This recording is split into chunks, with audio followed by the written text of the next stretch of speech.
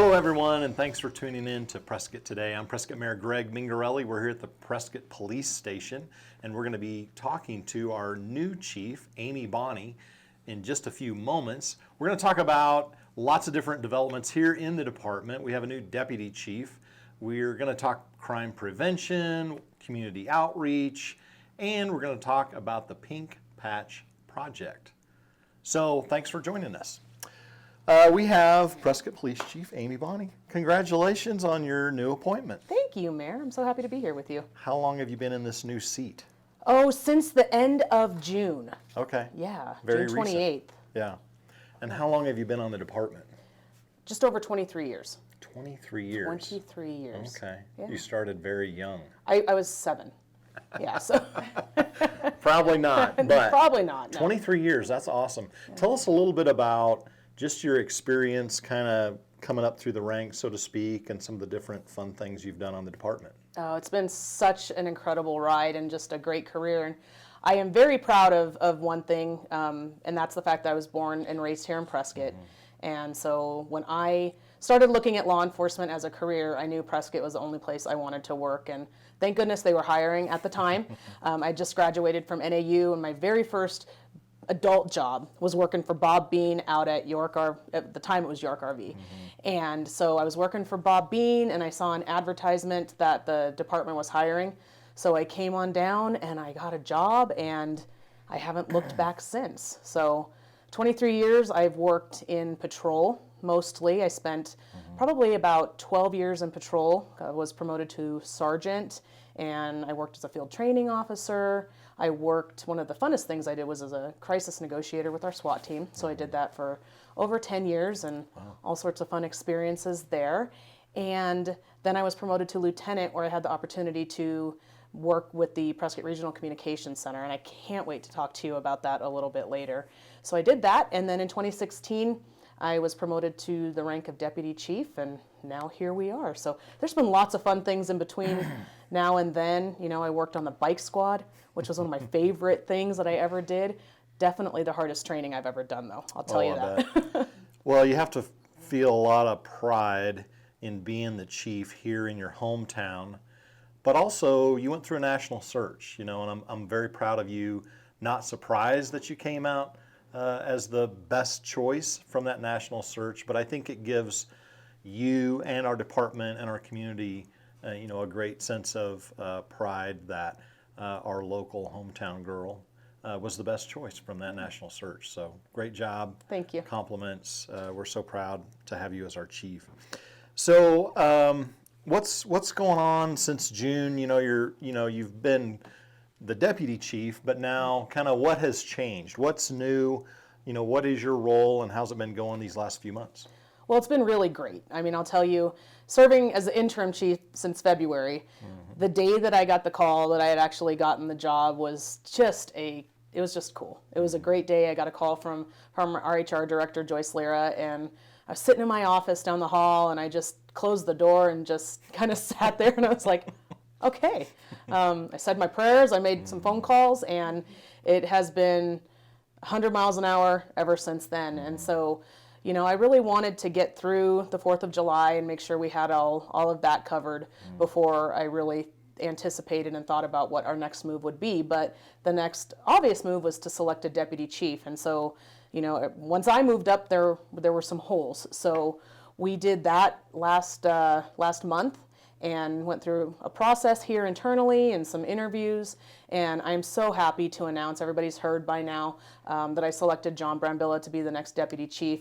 That's actually effective September 19th. And so by the time everybody's watching this, it will be Deputy Chief John Brambilla, and I think that has a really great ring to it. I should apologize. I was on the radio recently, and I did refer to him as deputy chief. So that's okay. I mean, he's not getting paid for it yet. I think it speaks so highly, Chief, of our department that you have such great leadership and talent to draw from, as you have these openings and can move people up. And so true with the lieutenants that you have here now and sergeants, and not every department has that luxury. Absolutely. And definitely moving forward, one of my goals is just to continue that development of our people. And we say it at the city that employees are our most valuable resource, and I definitely believe that. And here we have just wonderful, talented, professional, kind, compassionate servants. And it is so humbling to watch them work every day and see them, the way that they really love this community, the way that they support one another. And so I just want to continue to help them grow so that we always have the capacity to fill anything from within our ranks. And I think that's the best way to do it, and I'm excited to see the changes that are going to come and the opportunities that are going to be created because of that. Yeah, you have a great team, a great culture, and then really what that produces is great service in the community, and Yes. and that's evident. I know I've heard from many people that are so proud of our department, and look, we've been through some really difficult times in the last 18 months, and communities kind of questioning police and policing efforts and procedures, and yet we're kind of insulated from that, honestly, because we have such a great department and a great community. And I know that you've had great support Yes. even through some of the riots that were happening and kind of the attacks on police. I know that people really flooded your break room with goodies and Yes. different support. Yeah. I mean, if policing in 2020 and 2021 certainly has not gotten any easier.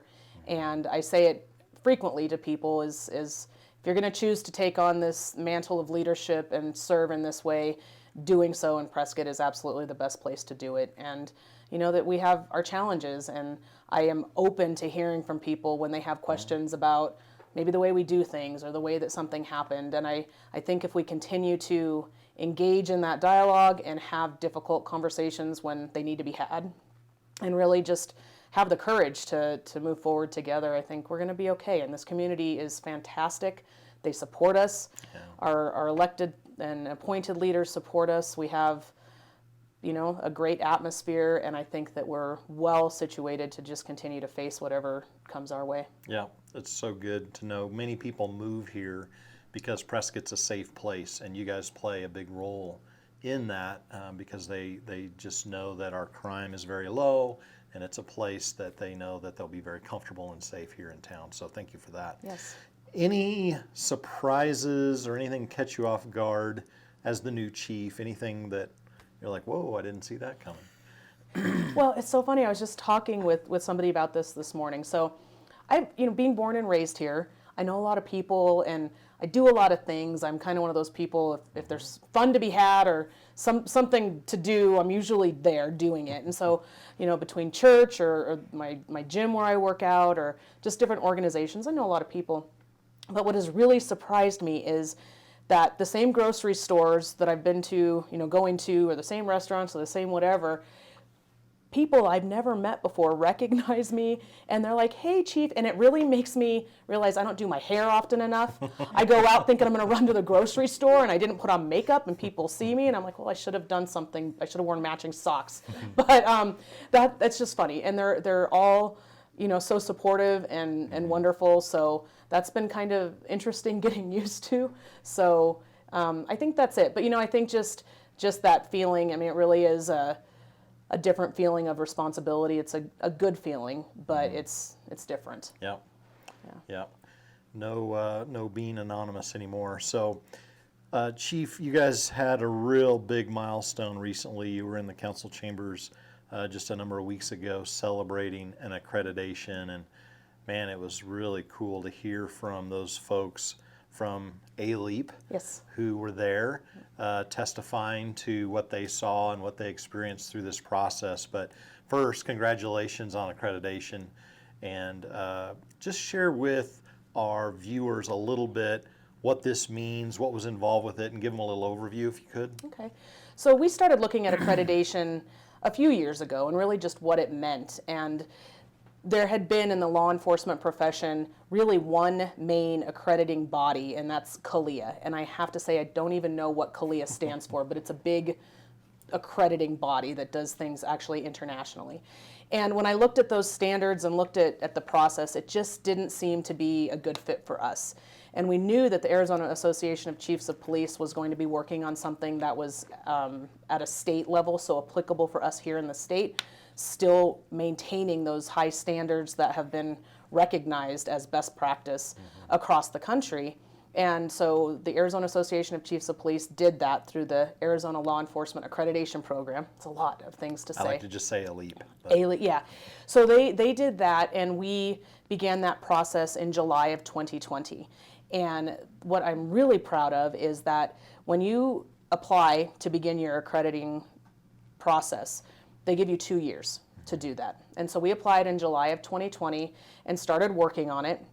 And we have a wonderful accreditation manager who actually started out in a different role. She was our alarm coordinator, false alarm coordinator. And I was working on accreditation by myself and kind of plugging along and doing my thing. And she came to me one day and she's like, well, do you have anything that you need help with? And I'm like, well, if you want to help me with this accrediting. And she started diving into it and she loved it. And like honestly loved it. And I was like, who likes spreadsheets and things, but she did. And so she would come to me and we would work through it, and she worked at a blistering pace. Like it was like water skiing behind a shark.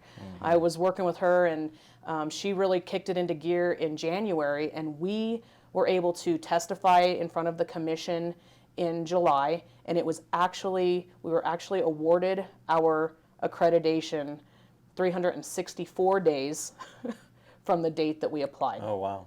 It was really interesting. So we testified in front of the commission in Flagstaff at the annual Association of Chiefs of Police meeting and testified. I didn't know what to expect, what we had to testify, that we had met or exceeded all 174 standards. And of those 174 standards, there's actually several hundred more substandards. So those were created and are measured by the commission. And it is a testament to just the fact that we're reaching those milestones and doing things the very best way that we can. And I was so proud of this department. And the only way that we could have done it in a year is if we were already on the right track. So we didn't have to make any major tweaks or any major changes. We just needed to prove that we were doing what the standards said that we needed to do. Sure. Yeah, you really had, as I viewed it, a lot of these procedures were done. It's like pulling files and just showing what work you'd already done. And Stacy Olson, who you're referring to, I think was a real champ driving this thing. I told her the other day she was at the right place at the right time to help with this project. Yes. And had the bandwidth to do it. But hearing those two gentlemen in the council chambers talk about our department, they have a different perspective. I mean, we all love our department, but they see lots of different departments. And to hear them talk about how fast we went through the accreditation and just the glowing reports about our team was really satisfying. I know for me, not surprising, but it's just a different perspective from people outside of our department. Absolutely. I got to tell you, when I learned that it would be, so there's a mock assessment, which they do kind of remotely, where they get into the system and check everything, make sure that the proofs are all there. And then there's an on-site assessment. And it was 2 days. And I was running around here with Windex, cleaning things. I mean, I didn't know what to expect. I didn't know, would they be checking for space heaters that were plugged in inappropriately, or what would they be looking at? And it was a 360. I mean, I'll tell you, it was thorough. They did ride-alongs with our people. They checked our files. They checked to make sure doors that we said were supposed to be locked were locked. So you name it, and it really was affirming just to hear from them, because you're right. They've seen a lot and they've done a lot, and to hear them say that we're doing it well was really great. Chief, this really was not just a point in time accreditation. In other words, there's kind of an ongoing process where there's some reevaluation or some things you're doing into the future with this. Yes. Yeah, it's going to be a forever thing. So every year there are requirements that we have to make, and then every 4th year it will be the full on-site accreditation and then testimony in front of the commission. And as this process evolves and as standards change, we just have to make sure that we're keeping up with those. And so it really will just ensure for us and also for our community, when they look at us and when they have questions about what we're doing, they can take a look at that and know that we're doing everything we can, that it's all recognized best practice and standards, and that we have met or in most cases exceeded those recommendations. Yeah, excellent. I'm going to take us down a little bit of a dark alley, so to speak, but something that's important to talk about, and that's fentanyl. And this has been in our communities for a number of years. I don't understand this phenomenon with fentanyl and trying to hide it and all that in the different pills. But, talk to our viewers about what fentanyl is and kind of as a police force and a community, what we need to do to combat it. Well, so fentanyl is legally an opioid that has legitimate medical purposes in that arena. Sure. And as with many drugs, particularly the opioids, people have learned how to exploit that and exploit people as a result. So what we're seeing is illicit, non-medical grade fentanyl that's coming into our community from all sorts of different sources. And you mentioned pills. We're seeing that a lot, where they're little blue pills that have different imprints on them. But now we're also seeing loads of just plain fentanyl powder. And it is so scary. It is much more powerful than anything we've really seen. There's actually now a version called carfentanil that's even stronger that we're starting to see. And what people need to understand is that because they come in a pill does not mean that they're created in a pharmacy and that they're safe. And unfortunately, we see people that are addicts, and we also see people that think, well, I'm just going to try it once. And what we've seen, the trends are that 1 in every 4 pills has a fatal dose of fentanyl because they make them in a lab that, again, is not a medical grade lab. It's a lab in somebody's garage, and they're making these pills to sell to our kids, to people in our community, and our overdoses are going higher and higher and higher. And we see things that are, as a parent, absolutely petrify me, because kids are out there, they're seeing it, they're getting a hold of it, and it has so many devastating effects. We are very grateful that we have naloxone on our streets now, but I'm telling you, we are using that on a far more regular basis than I even ever anticipated when we implemented it years ago. I just read a report earlier this morning where we went to a local hotel, and for a female who had been overdosing, they administered the Narcan. She came to, and several hours later we were back there for another member of her party that had overdosed as well, and they had to use naloxone on him. And it is a regular occurrence, and what we've seen, and I haven't looked at the year-to-date stats to see how 2020 impacted our responses in terms of the naloxone administration, but what we know is that for every one person that we administer, or for every one fatality that we have, we've administered 4 more doses of Narcan. Wow. So it's a huge problem. And so what our community needs to know first is they need to be aware of it. They need to pay attention. They need to, when they have the opportunity to speak with our elected officials, both locally and maybe at the state or even federal level, we need to have some laws. We need to have some teeth in our ability to prosecute people that deal these drugs. And I'm very proud to say our work with PANT, we have written a grant. We now have 2 detectives working in our narcotics, our regional task force, that we're going to start going after and prosecuting dealers who sell drugs that kill people. And so we need to hold those people accountable. We need to stop it where it's coming from. We need to have those conversations, again, that are difficult to have and sometimes contentious, but it is pouring into our community, absolutely pouring into our community, so much so that the street value is being driven down because there's so much of it saturating the streets. So it's not just a Prescott problem. I guarantee you go to any community in this country and it's happening there. Our job here is to protect Prescott, and that's what we're going to do. So we're going to educate people. We're going to hold people accountable when they're using it, when they're selling it, and when they're hurting our kids and hurting our families. What do you say to parents on this topic? How can you help them? Well, I think it's a matter of having those discussions with our kids, and we have to be open to them. We have to answer their questions. And sometimes it's showing them the really tragic reality of what's happening. Yeah. It's difficult conversations to have. I have an 11-year-old little girl, and she frequently says, "I know, Mom," and she says it in this tone. You know the tone. I kind of do, yeah. And she rolls her eyes. But there's a lot of eye rolling. But I have these discussions with her, Yeah.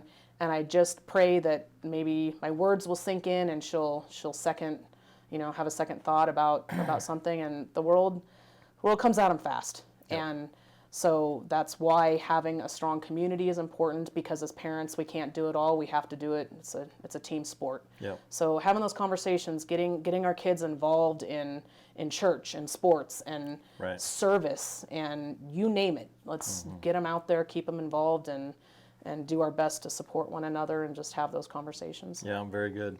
Earlier I talked about people wanting to move to Prescott because they view it as a very safe community. What is the overall crime rate, or how would you characterize our crime rate in Prescott? So we are a very safe community, and I look at our violent crime stats. Those are the ones, of course, I'm worried about the property crimes. I don't want anybody to not feel safe or secure in their home or in their vehicle or anything like that. But what really I pay close attention to is our violent crime. Aggravated assaults, or what we don't have is we don't have people walking down the street getting their knocked over and getting their wallet stolen. Most of our violent crime is not from strangers, it's from people that know each other, usually domestic violence related in some way. We do have the property theft, again, which I would relate directly back to our drug issue in this country. And I say country because, again, it's not, Prescott's very safe. So we educate people about locking their cars. They still say, well, it's a safe community, I'm just running into the store. Don't lock your car. It's easy. Can't lock your keys in your car anymore. Your car honks at you if you do that. But lock your car, lock your house, keep your valuables hidden, and that really is where we see, the numbers of crime. Again, that's an education thing. The internet crimes are something that we constantly combat, because those folks that are doing that are smart. They think of new ways. If you look at your phone, you see your phone, it's a 928 number. It looks like it's local. Sometimes they'll even put, Burger King or whatever the number is, and you see it come up, and so you answer the phone, and it can get tricky very quickly. So just making sure that they make smart decisions, and if there's ever a question about whether a phone call or a piece of mail or information that you receive is legitimate, just call us and ask us, and we'll let you know. Yeah. You're kind of touching on my next topic, but crime prevention and community outreach. I think you do such a great job with community outreach, but talk a little bit about these two topics, if you could. Okay. Yeah, I definitely believe that community outreach and just community engagement is critically important to our success. We have 75 sworn officers, and so that means, fewer cops on the street than you would think maybe sometimes, and so we need the support and the encouragement of our community. We certainly can't do this job without them, and so we have to stay engaged with them. And I'm really happy to let people know that we recently hired a new crime prevention community outreach specialist. Her name is Amy Sloan. So now we have 3 Amy's at the department, and we're all very similar, and so there's a lot of laughing going on, and you just know it's coming from one of the Amy's. But Amy Sloan is a retired lieutenant from the Wickenburg Police Department, and she has come to us with just a wealth of experience, and she's super energetic, and so she is getting our community outreach efforts and crime prevention efforts kicked into gear again. We threw into the deep end of the pool with planning our Citizen Academy, which we just had our 2nd week of, and so we've got that going on as well. So we're gonna keep that going and get out there and continue to reach out. Yeah, I think it's so smart to do like the Citizens Academy gives people a true taste of what you do. It's easy to throw rocks from a distance, but when you get up and really learn what's going on in the police department and get to know your people, then you have ambassadors. You have people that can go out in the community and really speak highly of the department. You also do Coffee with a Cop. Are you still doing those? Is that coming back this fall? It will, yes. We actually are gonna, when we get back into October, we've got a couple of events planned, including a Coffee with a Cop. It's such a cool thing to just meet people and and talk with them, hear what's going on in their lives, and hear where maybe we can help make things a little bit better for them and just get to know people. Yeah. Is social media, Chief, the best place to connect with you guys in regard to these events on Instagram and or Facebook? It is. Okay. It is. That's definitely the quickest. We try to keep our website updated, but Facebook is just so easy to use, and so we are definitely going to put all the information out there for people. You have some very popular folks on your department, but they actually walk around on 4 legs. Yes. And it seems like the canines are, when they show up, a crowd's there. Yes. Do they make appearances? Do they come to coffee with a cop sometimes? They do. I know. They're a huge part of your department, but they're also real popular. Yes. So Benny and Cooper, our 2 yellow labs, they are fantastic. And I have to tell you too, I don't know if you know this, that they recently became 2 of 4 dogs in the state of Arizona to be certified to sniff out fentanyl. Oh, great. Yeah, so I'm very proud of them for that. That's really cool. So they're always at coffee with the cop. They do a lot of their own outreach efforts, and really they're out there. They're fantastic, and they are hardworking dogs. So they're friendly, but they're also getting drugs off the street pretty much every day.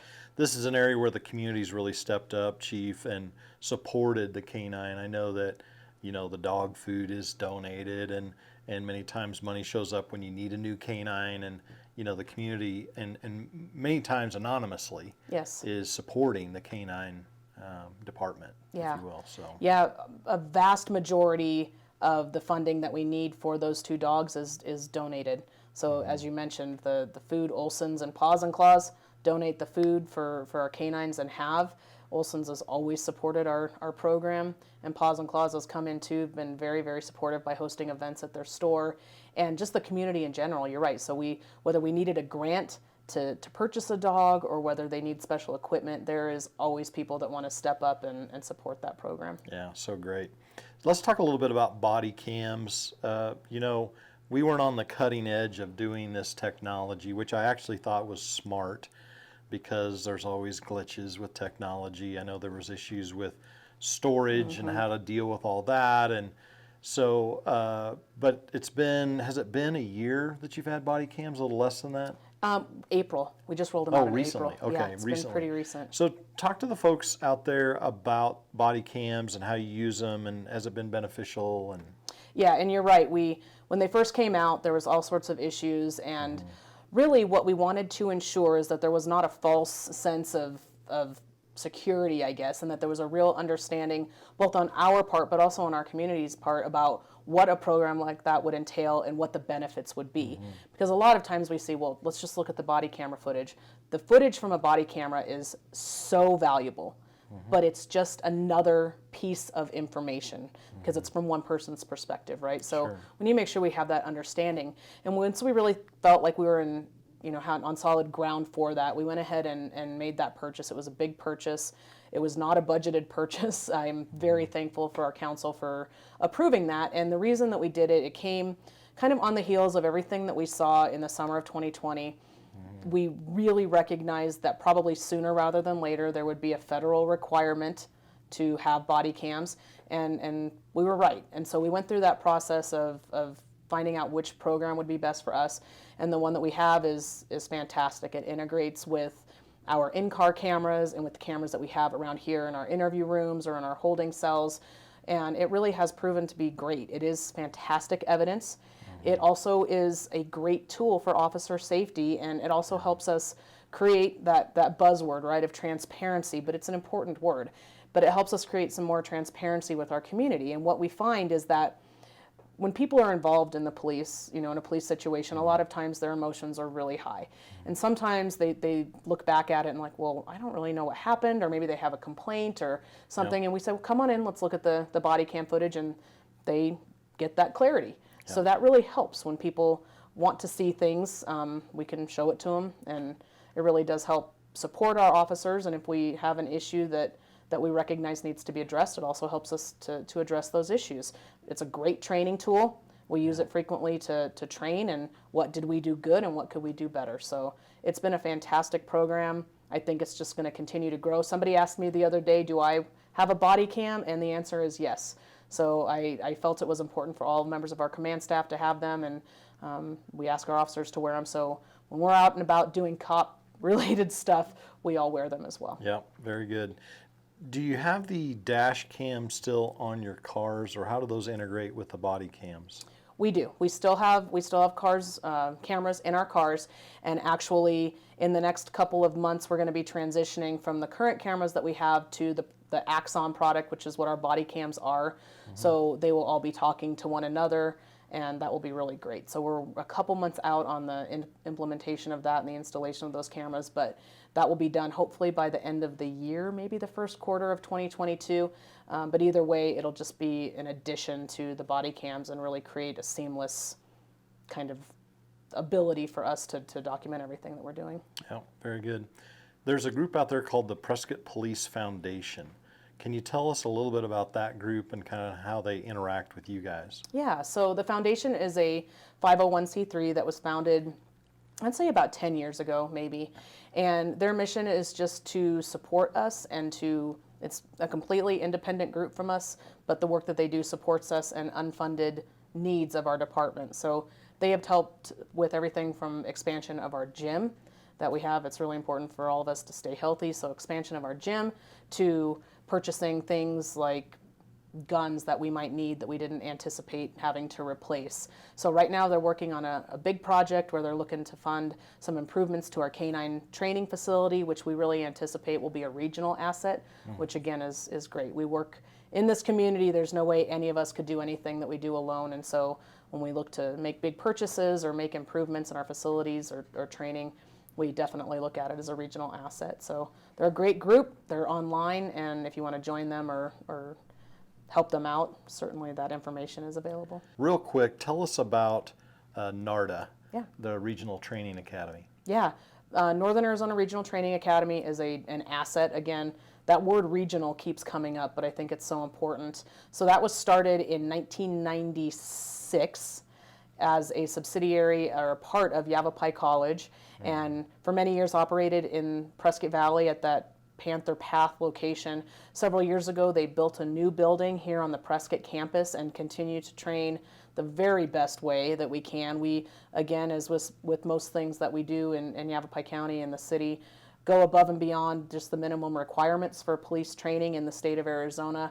They train 2 police classes a year and have graduated hundreds, if not thousands, of police officers to serve around our state. So a great asset, fantastic cutting edge training for law enforcement cadets here right in our backyard. Yeah, it's really good training, Chief. I did the 340 degree Right, yeah. simulator. Just short of 365, yeah. Oh my gosh, Yeah. it is. It's amazing how fast things are happening, when you're on scene, so to speak, and those split-second decisions you're making to pull your gun or watching to see if they've pulled a weapon, and it was real eye-opening for me. Yeah, that's one of my favorite parts actually of our Citizen Academy is that people get the opportunity to experience that. And I have never had somebody walk away from that and say, oh, that was exactly as I expected it to be.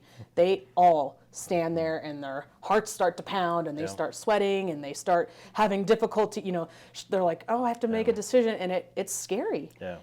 But it's a good opportunity for us to put them in our shoes for a few minutes and give them a chance just to see what it's like to make those split-second decisions. Yeah.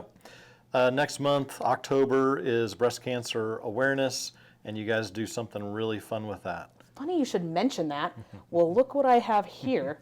I think this is the first public unveiling, I guess, maybe, right. I don't know, of our 2021 Pink Patch. So 4 years ago now, this is our 4th year that we've done it, we started the Pink Patch program. We joined the Pink Patch program, which is a national sort of movement, but we were the first in the region to do it. As a result of two of our officers' wives got diagnosed with breast cancer that year within about 6 weeks of each other. And we really looked at it and said, what could we do? And kind of fell into this and kicked it off again with the support of our police foundation, who funded the purchasing and the sewing of the patches onto our uniforms, so we didn't use any tax dollars. I'm very proud of that, to do that. But also we sell these patches, and so we sell them for $5 each, and the proceeds go to the breast care center at YMC Dignity Health. And we have a goal this year. The first year we did it, we raised almost $10,000. And so through COVID, we've kind of, didn't raise nearly that much. So this year we're kicking it into gear. We have a packed month in October, and Amy Sloan, our outreach officer, and some others are going to be going out doing, you name it. We're going to be at Starbucks one day making coffee. That's my favorite day. I like to make a good. So lots of fun there. We're going to be at our parks. We're going to go to, there's a Big Sting Country Music Festival at Watson Lake on the weekend of the 15th and 16th of October. So we're going to be everywhere with our pink patches. We have another pink car coming this year with the help of our decal folks at Auto Trim Plus. They're going to donate that for us. And so hoping to raise a lot more money and just continue this tradition of supporting men and women who have struggled with breast cancer. But one of the things I really appreciate about this program is the local help that's coming, like in the case of the two folks that were connected to your department, that you help them locally. And I think, both are important, but for our viewers to know that money they give could be helping just these local folks who are dealing with these issues is tremendous. How is the best way for our viewers to connect, to get, I know that they can go on social media and show up at these pop-ups. Yes. Can they come right here into the police station and buy one? Absolutely. Yeah, we're going to actually sell them here at the police department, at City Hall. We're going to have them at the Chamber of Commerce. Okay. We will have them, they're going to be so out there, you're going to be sick of seeing our pink patches. But they'll be at those events as well, or you can just come down here and see us. Yeah. Oh, and at the gift shops at Yavapai or Dignity Health. Okay. At the hospitals. Yes. Okay. Very good. They'll be everywhere. They'll be everywhere. Well, very good. Well, it's been a lot of fun to chat today. Congratulations on being our chief. So proud of you. Thank you. So excited for you and the great department that we have. Do you have a parting shot for us? No, I just will say I am incredibly humbled to be sitting in this position, and I value the trust that this community places not only in me, but more importantly in our department. And we do have a great department. We have a great community, and we added a tagline to our social media because I thought it was important that we're here for a lot of things, but just in the bottom line, when you need us, we're going to be here. So I'm grateful for today's chat with you, and I just look forward to the years of service to come. Thank you. Thanks so much, Chief. Well, that's all we have for today. Thanks for tuning in to Prescott Today, and we hope to see you next time.